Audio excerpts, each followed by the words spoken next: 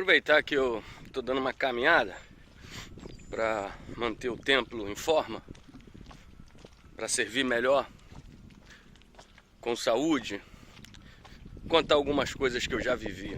E de alguns homens, vou falar aqui o nome deles, depois se eles se sentirem incomodados eu tiro o vídeo. Vou falar de homens que eu conheço, que eu tenho um relacionamento. Pastor Fidelis, Conceição de Macabu, Catedral de Conceição. Aquele cara já encarou adversidades. Deve ter hoje aí seus 70, 80 anos para mais. Um homem desbravador do reino. Duvido que ele para essa crise. Sony Bilos, Congo. A igreja do cara é espetacular. Enfrenta viroses, crises diariamente. Me lembro, tivemos uma reunião em 2005 com os pastores. Isso foi em Portugal que aconteceu. Os pastores vieram por causa da febre de Marburgo. Talvez muitos nunca nem ouviram falar isso. Matava as pessoas em 40 dias. Sepultamento de famílias pastorais em massa. Pastor morrendo, filho morrendo, família morrendo. Não recuaram o pé. Febre de Marburgo chegava e matava em menos de 40 dias. Quando ia ver, estava contaminado, sangue começava a descer. Não morreu só africano não, na Angola não. Morreram também japoneses médicos, americanos médicos. Os caras sobreviveram, encararam, partiram para cima. Vou falar de Live Mota, África do Sul. Meu amigo também. Esse que eu estou falando são meus amigos. História fantástica de enfrentar perseguição, ter que andar com segurança, porque queriam matá-lo.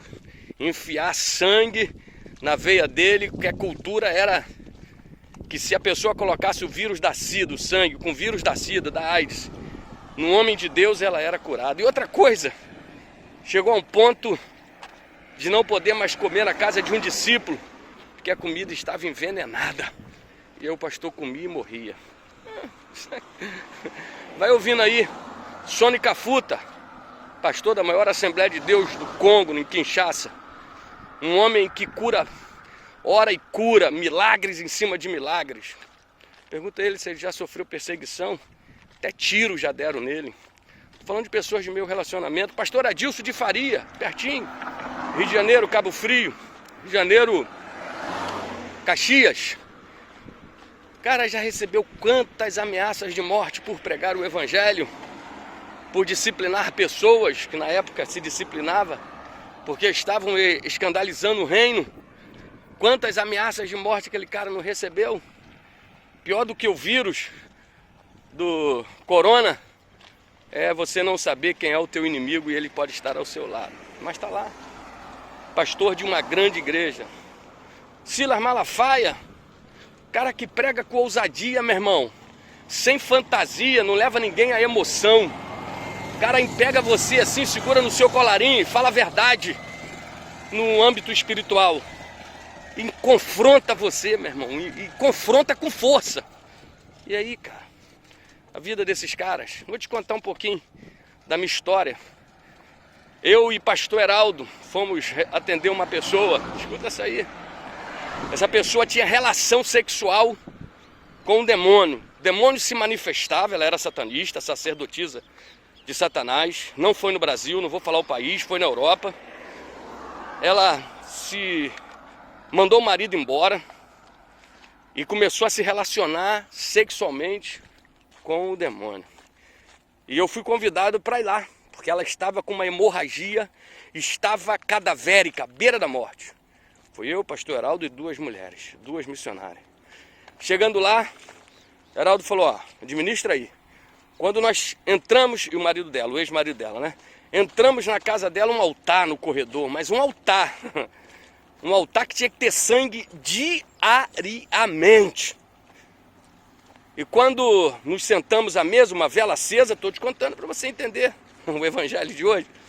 Meu amigo, ora eu falava com ela, ora eu falava com o diabo. Final da história, fiz um desafio. Falei, ó, se de fato meu Deus é o Senhor dos senhores, durante 7 dias você não vai ter mais sangramento. Porque se você sangrar mais uma semana, você vai morrer. E se o meu Deus não for o Senhor dos senhores, teu sangramento continua. Não orei, não profetizei, não falei mistério, não pulei, conversei. E aí o pastor Heraldo me olhou, o marido dela me olhou e saímos. Saímos, fui para casa, estava nevando muito, fechamos tudo e fui dormir num quarto sozinho. Não sei que horas eram, eu estava dormindo e apareceu um homem. Um homem de olhos abertos, eu vi, mais preto do que a tensa noite. Era uma nuvem de fumaça tensa, de um pneu sendo queimado, que me prendeu na cama.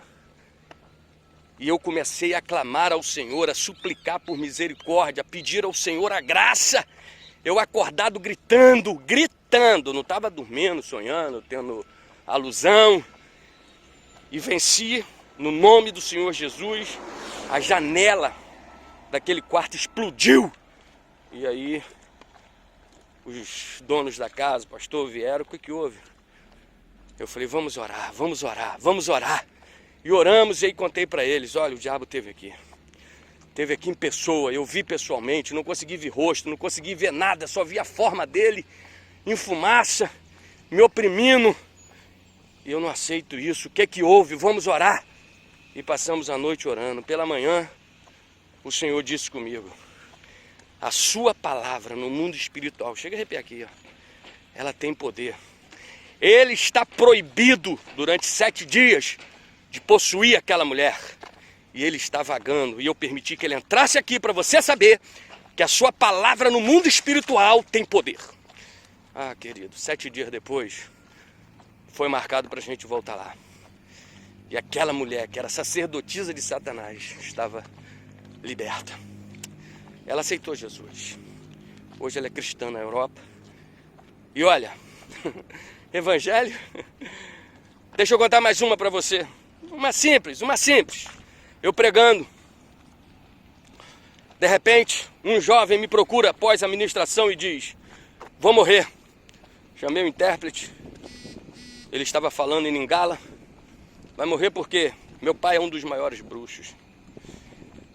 E ele sabe que eu estou aqui. Ele me monitora. E ele perguntou o que eu estava fazendo aqui na igreja. Ah, meu amigo, nós oramos ao Senhor. Liberamos vida sobre aquele rapaz. O pai dele me ameaçou. Olha, aquele jovem hoje é um servo de Deus. Não tenho notícia de seu pai, mas aquele jovem não morreu, eu não morri. E o Senhor foi campeão. Vou te contar mais uma, crente. Mais uma assim, só. E finaliza esse vídeo para você falar se você realmente está ligado e vai arrebentar. Querido, eu fui desafiado como missionário. Já falei que a minha vida, desde os 20 anos de idade, aos 20 anos de idade eu saí do Rio de Janeiro. Me casei no dia 26 de dezembro de 1992. Em janeiro de 1993, recém-casado, fui fazer minha lua de mel plantando igrejas por esse Brasil afora. A primeira igreja que eu plantei foi em Betim, Belo Horizonte, quem conhece. Mas eu estava em uma determinada região e uma pessoa de uma outra religião espírita falou, engraçado, vocês me chamam para ir na igreja de vocês, mas vocês não vêm na minha. Era alguma coisa lá, não vou entrar em detalhes, não quero isso. Ah, qual era o desafio? Se eu fosse lá, ele iria na nossa igreja. Beleza. Mas tinha um desafio, qual era? Ele botava uma botija quente de azeite, jogava uma moeda e ele incorporava. E ele pegava aquela moeda fervendo. E eu teria que fazer aquilo.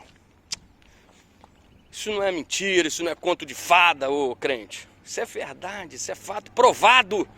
E a gente tem como provar isso.